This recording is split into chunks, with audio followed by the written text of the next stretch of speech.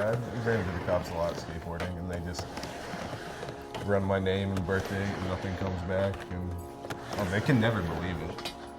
It's weird when they think I'm lying because I have no way to prove that I'm not really, other than, I could just be making up a name for all they know. I mean, they're always on, on the walkie-talkie. This kid doesn't have a social security number. They ask me why. I try and explain the situation best I can. I was born at home, and my parents never got it for me, and they just let me go.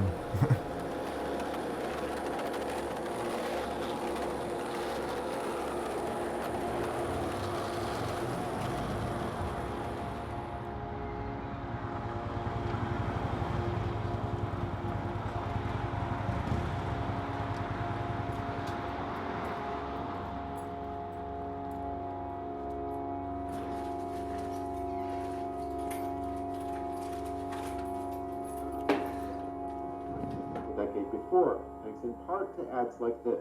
Go to Ameritrade.com. It's easier than falling in love. What do you feel like? I have 7 siblings, all born at home.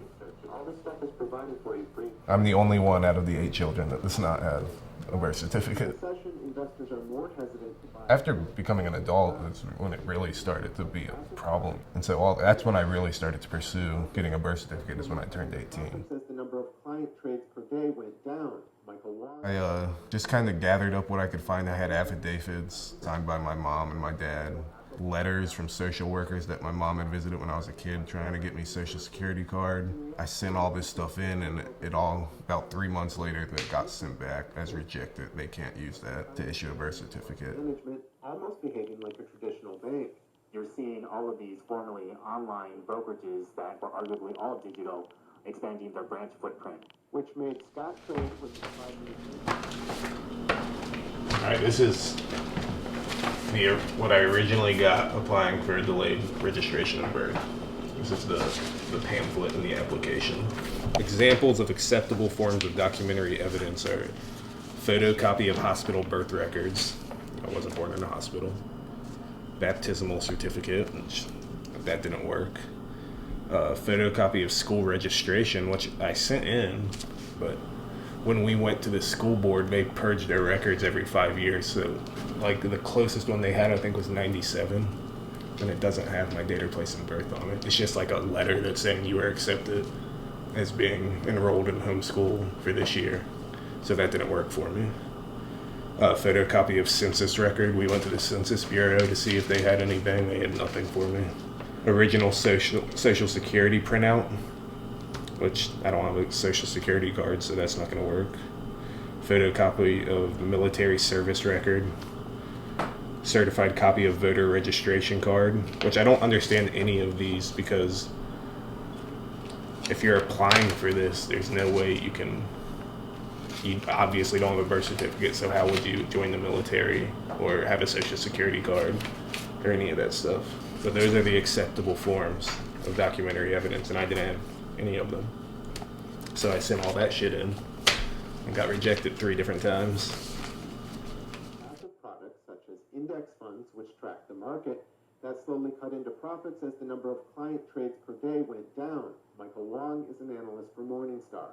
In the old days, you could have clients with relatively little assets in their accounts, but if they traded a lot, they generated quite a lot. Really, it's like a big circle. Everybody wants, if I apply for a birth certificate, they want a social security card. If I apply for a social security card, they want a birth certificate, and they don't have any of this documentation in order to get these things, so I'm just kind of stuck.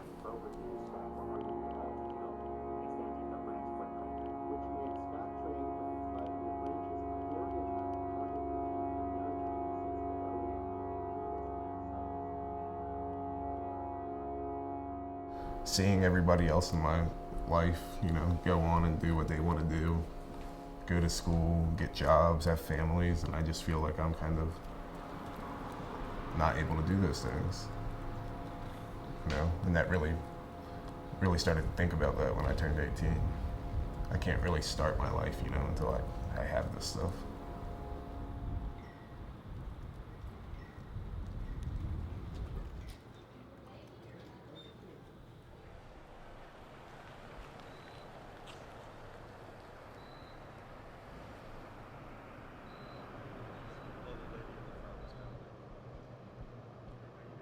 If I didn't have the ability or the right to vote, then the way I look at it, then I really don't have a say-so about whoever is in office. You know, it's your right to vote.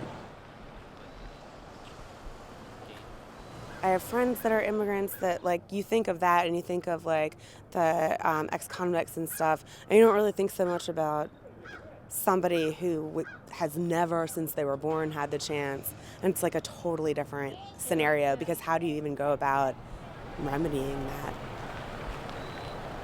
Not to have a birth certificate, Social Security, that's pretty sad.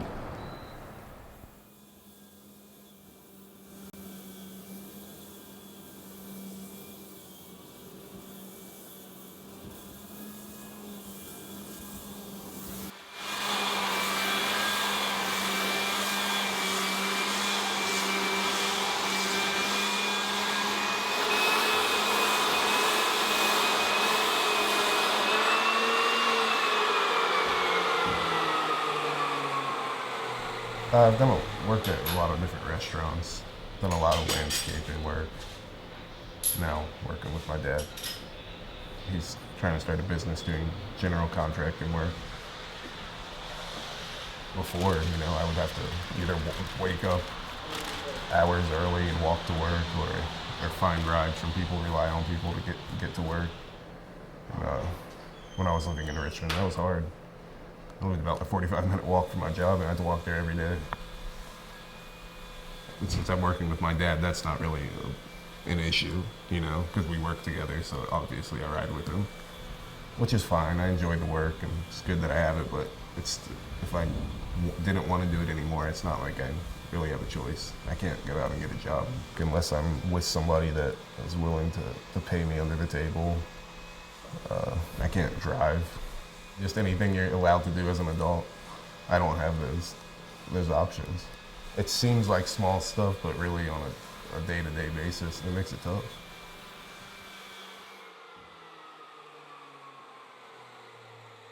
To the best of my recollection, I remember that Stacy was supposed to file paperwork with the health department and didn't. And I take full responsibility for it not getting done. I mean, I was the man of the home. I should have made sure it was done, but soon after he was born, we had decided we might want to live in Oregon, and we traveled for a summer and then moved back to Virginia, not thinking about maybe we should take care of this matter beforehand.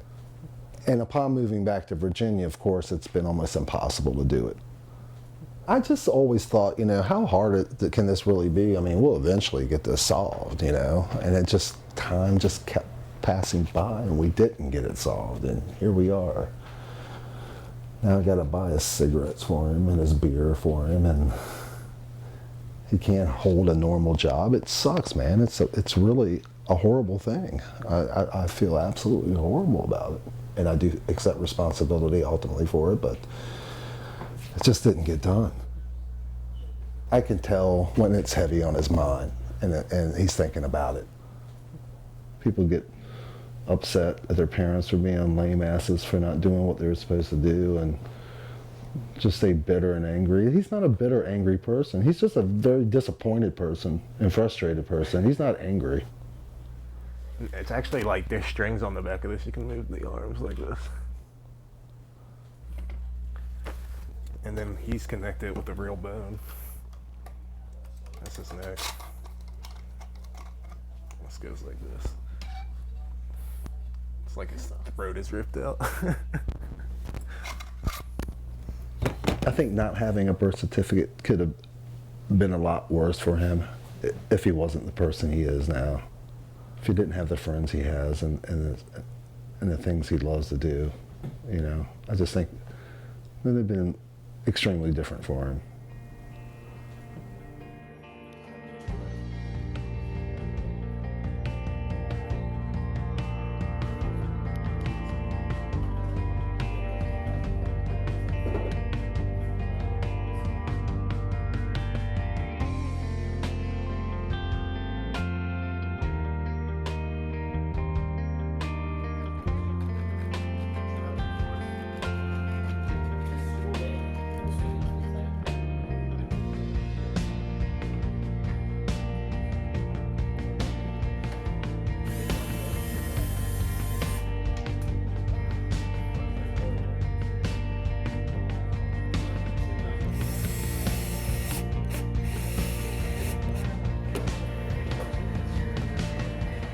I've been skating since I was 11, yeah, so most of my life.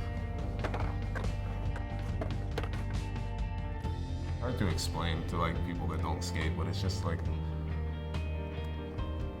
there's nothing like it, you know? Skating is just like totally, you can skate however you want.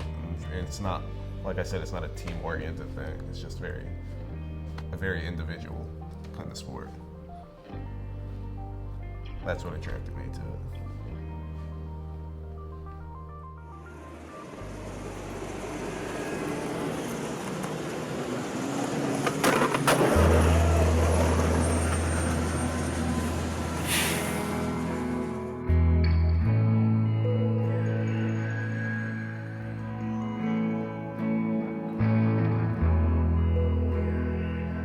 I haven't been here since we moved out. It's crazy, man. It's that tree, that's a walnut tree, man. We used to go out in the yard and like with 5-gallon buckets and get all the walnuts and just like have wars, just like throw them at each other. And walnuts get like this black shit all over you. My mom would get so pissed at us. There's some big holes in this yard, watch out.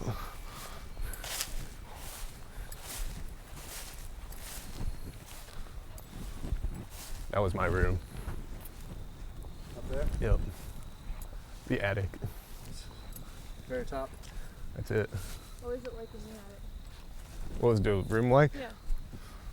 Oh, it was awesome. It was like the best room ever. It's got slanted ceilings in it, and I had like every inch of the ceilings covered with stuff. I had like a giant flag on one side of it, posters up.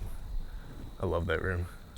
And you can get out onto the roof from the bathroom upstairs. We used to hang out on the roof a lot. Here, the last bonfire we had, we tried to burn a bunch of old furniture, and it just got way out of control, like, as soon as we lit it. And, like, this shit was about to catch on fire. And we didn't have any hose or anything. We were just running back and forth from the house trying to put out this insane fire. Yeah, we really didn't want to leave this place, though. We were here for 15 years. Loved this place. But it, like, I mean, you can tell the place was falling apart on us and we couldn't really afford to fix it up either. There was a picket fence around the whole place when I lived here. And we would build like sled tracks down this hill and a ramp going over the picket fence and like just haul ass down this hill and hop the fence. It was crazy.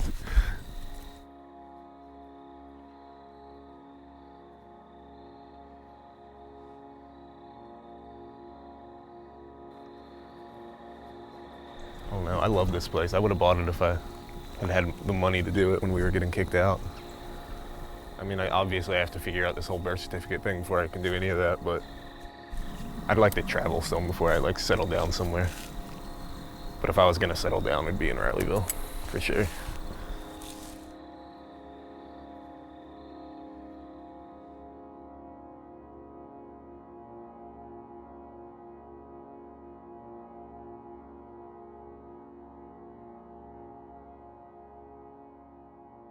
He's got a new saying that I wish he would let go of.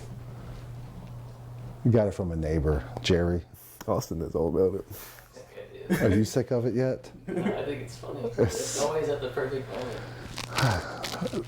It's just the word shit, but it's just the way you say it. You know, you'll say something to him, and it's like, I don't know, just anything, and it's like, shit! And he just picked it up from this neighbor who drinks a lot, and it's funny. It was funny the first 1,000 times, but now it's... I got all kinds of people say it. Shit! Shit! Shit! Could you please stop saying shit all the time?